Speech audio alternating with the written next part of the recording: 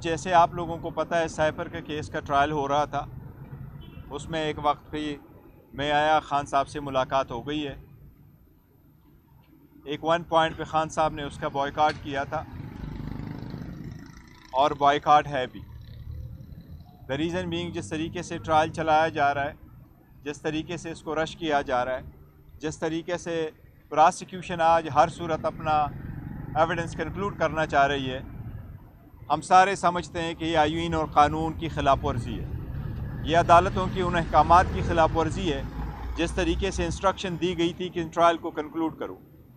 خاص کر کل کی سپریم کورٹ کے آرڈر کے بعد جو سپریم کورٹ نے آبزرویشن دے دی تھی اور سپریم کورٹ نے آرڈر میں جو ریمارکس دیے اور جو فائنڈنگ دی ہے، اس کیس کی کوئی حیثیت نہیں آئین اور قانون کے مطابق، لیکن یہ فقط ایک پولیٹیکل وکٹمائزیشن ہے۔ کسی کو الیکشن پروسیس سے باہر نکالنا یا الیکشن پروسیس کے قریب نہ آنے دینا یا اسے سیاست سے باہر کرنے کے لیے ایک سب سے بڑا سازش ہے۔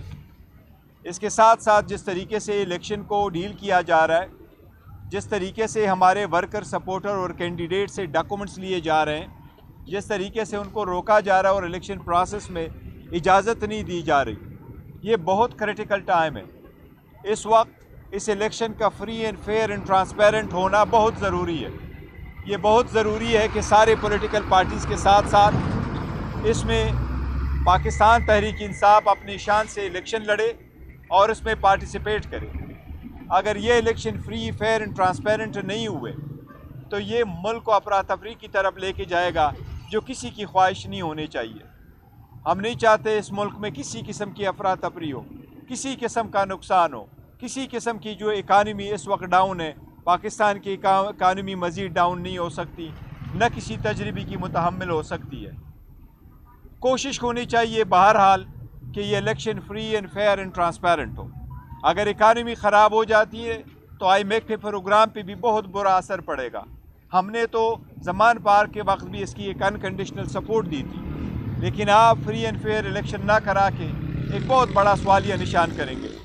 اگر آپ ایک پارٹی سے اس کا نشان روک لیتے ہیں اور وہ بھی ایک عام بیس لیس قسم کی بنیادوں پہ آپ دیکھ رہے ہیں اور ان پہ آپ یہ نشان روک لیتے ہیں، تو سب سے پہلی بات تو یہ ہے کہ نیشنل اسمبلی میں 70 ریزرو سیٹس ہے اور پورے ملک میں 227 ریزرو سیٹ ہے۔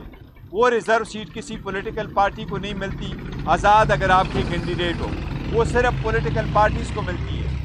ان 227 سیٹوں کا آنے والے صدر کے الیکشن میں بڑا رول ہے، سینٹ کے الیکشن میں بڑا رول ہے، ان کا پرائم منسٹر اور چیف منسٹر کے الیکشن کرانے میں بھی بڑا رول ہے۔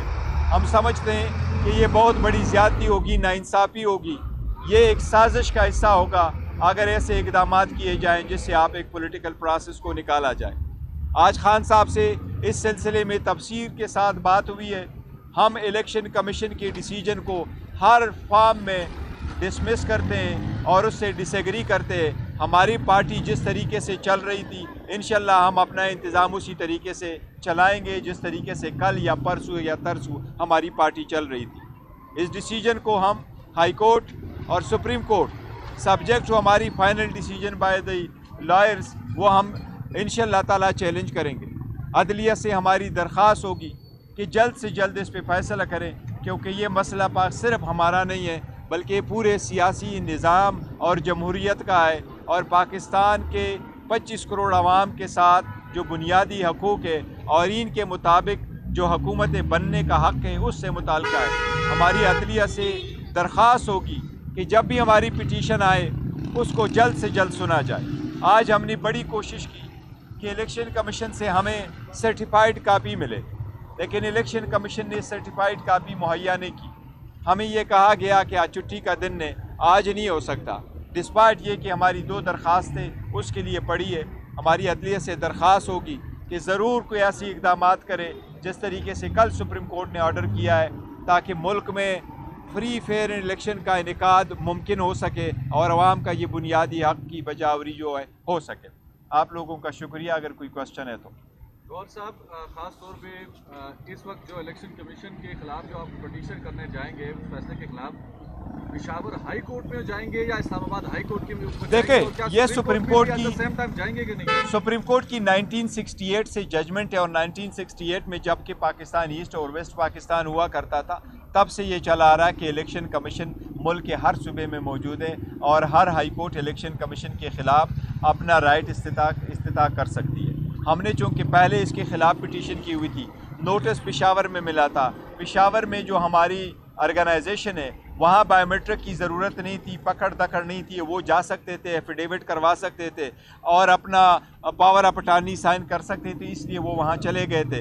दूसरी बात ये है कि साथ साथ कि पेशावर हाई कोर्ट में हमारा इलेक्शन भी हो गया था। पेशावर हाई कोर्ट में पहले से भी हमारी पिटीशन पेंडिंग थी, इसलिए हमने पेशावर हाई कोर्ट को मुंतखब कर लिया था। लेकिन यह अभी डिसीजन करना है कि कहाँ फाइल करना है। उम्मीद है कि पेशावर हाई कोर्ट कर ले या सुप्रीम कोर्ट कर ले, लेकिन एनीवे दोनों ऑप्शन हैं। At the same time supreme court जा सकते हैं? सुप्रीम कोर्ट हम इसलिए जा सकते हैं कि आर्टिकल 184 में फ़ाइल कर सकते हैं कि इलेक्शन का इनेकाद कराना ये बुनियादी हक़ का हिस्सा है। पहली भी इस किस्म की केसेस सुप्रीम कोर्ट में आ चुकी हैं, वो एक ऑप्शन है, लेकिन अभी फाइनल नहीं हुआ कि कहाँ जाना है। गौहर साहब ये बताइएगा, कल आपसे इंतखाबी निशान भी वापस लिया गया और एक तो ये बताइएगा आपका स्टेटस इस वक्त क्या है, पार्टी का सरबराह कौन है? देखो, हमारी पार्टी का सरबराह खान साहब है, थे और रहे और रहेंगे इंशाअल्लाह ताला। जब तक वो बाहर नहीं आते मैं वो फ़राइज़ सरअंजाम दूंगा जो खान साहब ने मुझे तफवीज़ किए हैं। आज भी मैं उसी कुर्सी पे बैठ के वहाँ से जो ऑर्डर इशू करने थे, जो सर्टिफिकेट इशू करने थे, वो आज भी हम अपने काम जो है सरअंजाम दे रहे।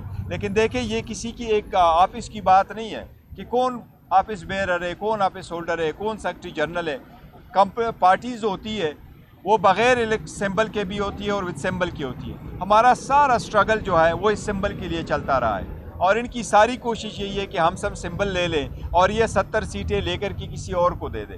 ये 227 सीटें हमें ना मिले, ये किसी और को मिले। पहली ये कोशिश हो गई कि आपके इलेक्शन सही नहीं हुए। इस मरतबा कह रहे हैं कि जिसने इलेक्शन करवाया ये इलेक्शन नहीं करवा सकता था। अगर आप इनके पहले ऑर्डर और इनका मुआवजा करें, लास्ट टाइम ये कह रहे थे कि 8 जून को इलेक्शन नहीं हुआ था, अब ये कह रहे थे कि नहीं जी वो 8 जून के दिन जो बंदा सेक्रेटरी जनरल था वो इलेक्शन करा सकता था। फिर कह रहे हैं जी चीफ इलेक्शन कमिश्नर जमाली साहब थे, पहले उन्होंने उसका एफिडेविट एक्सेप्ट नहीं कर लिया था कि जी यह तो ख़त्म हो चुका है।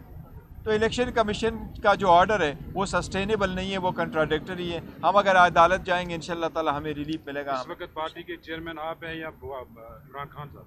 इमरान खान साहब चेयरमैन थे, है और इंशाअल्लाह ताला चेयरमैन रहेंगे। अगर मैं पार्टी का चेयरमैन हूँ फिर भी इमरान खान साहब हमारे चेयरमैन है, लीडर है, चाहे वो जेल में हो चाहे जेल के बाहर हो।